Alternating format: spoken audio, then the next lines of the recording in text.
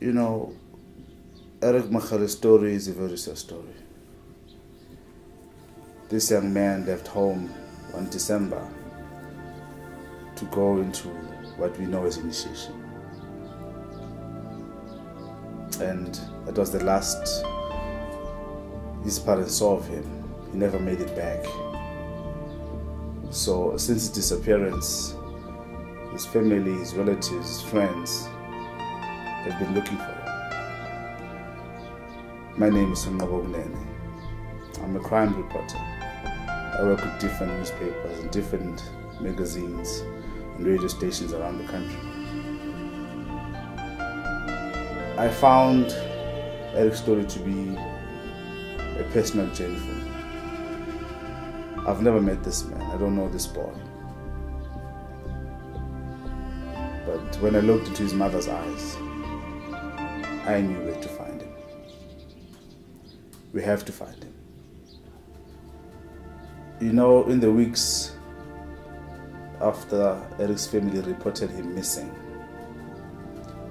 so many people came out to try and help find him.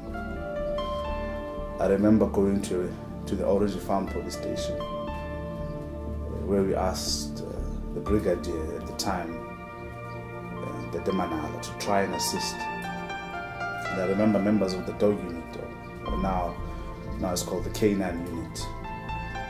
For 2 days, we sent out dogs, we sent out the police officers, volunteers came. And I remember a dear friend of mine, Bob Mahlang, coming to the scene during one of the searches. It was an emotional journey. And I think what pained me the most was that some of these initiation chiefs and traditional surgeons were not willing to tell us what happened to the boy.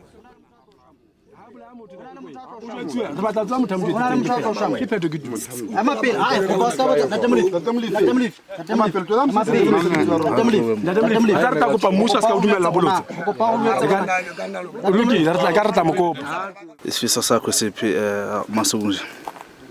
Ngifisa mhlambe bakhona ababona lena. Bangasabi basinike light. Awazwile njengokuthi sifuna umntana wethu ngoba ngiyazi bakhona abaziyo. Some of these initiates told us that he had been killed, he had been buried alive, he had been beaten to death. His body lies somewhere in a shallow grave. And we went looking in Sebokeng, in Didier, in Western area, in all the places where we knew there were initiation camps. And I think what's sad is what we found. We didn't find Eric, but we found many other families whose stories are just as tragic. They had to bury their loved ones, they had to bury their sons, their brothers. And that for me was very painful. And when you look at how the lives of these young boys were taken. I remember in Orange Farm, this one boy was brutally killed and mutilated. His right hand was missing. His private parts was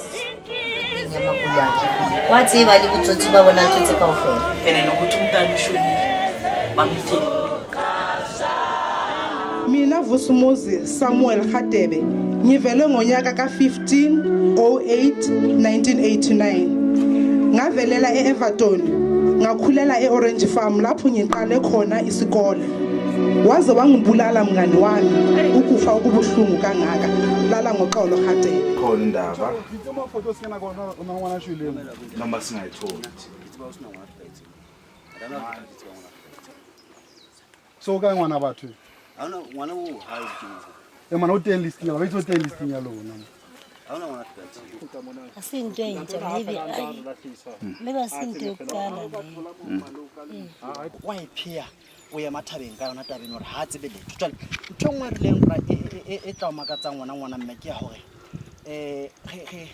le bollo lena le mabollo ana bongata ke mabollo a seng molaong ho latela ka mokgwa o bontate bana be neng ka sene re na le bona maobane ba hlalositseng ka teng.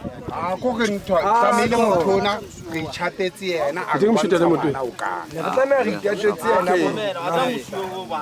Batho ba le bollong ntate ba tibila ba mo itaba tsa bolong.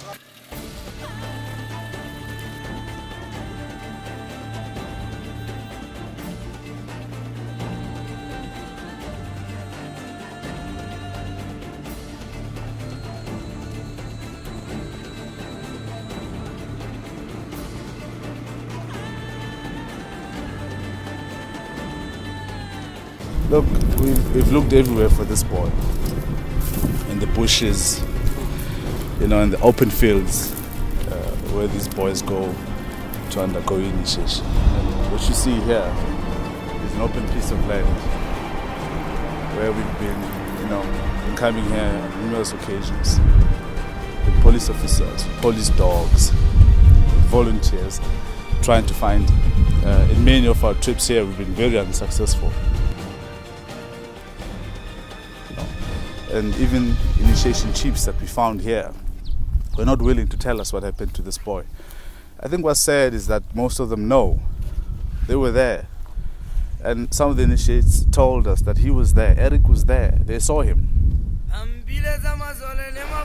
Refumana moshimane wa 23 years. A kentse bashimane. Ha re mmotsa hore monna mphato kwa ma o kwa.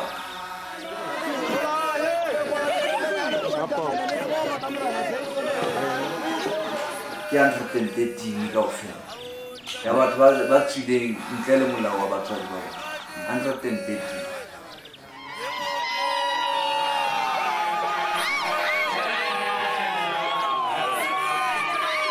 Ha o wa share o fumana hore se re kopana le ngwana 12 years. 12 Mophato. Ha re bue ka circumcision. Re bua ka initiation. They're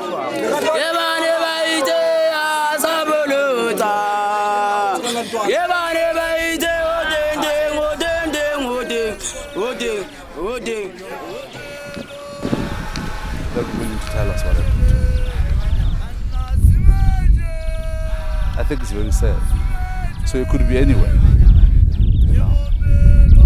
That's what hurts his family the most. It could be anywhere. His remains could be anywhere.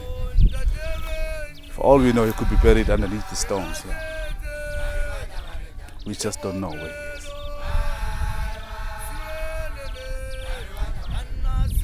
You know what his mother told me one day during many of our interviews? He told me that what hurts her the most is that she doesn't know how her son died. Was he in pain? Was he screaming out her name?